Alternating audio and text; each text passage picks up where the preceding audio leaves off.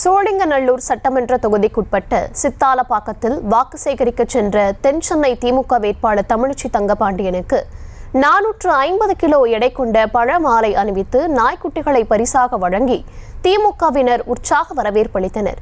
இது குறித்தான கூடுதல் விவரங்களுடன் இணைகிறார் செய்தியாளர் சுமன். விவரங்கள்.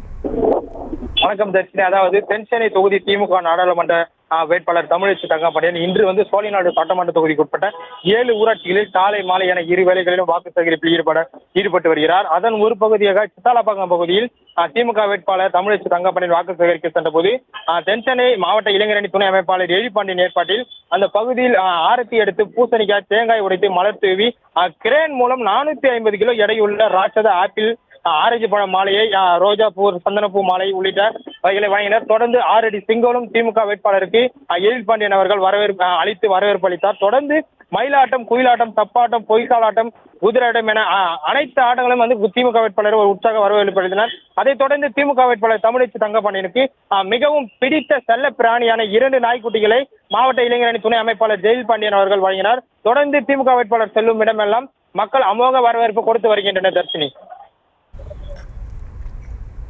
விவரங்களுக்கு நன்றி. செய்திகளை உடனுக்குடனும் துல்லியமாகவும் தெரிந்து கொள்ள சப்ஸ்கிரைப் பண்ணுங்க.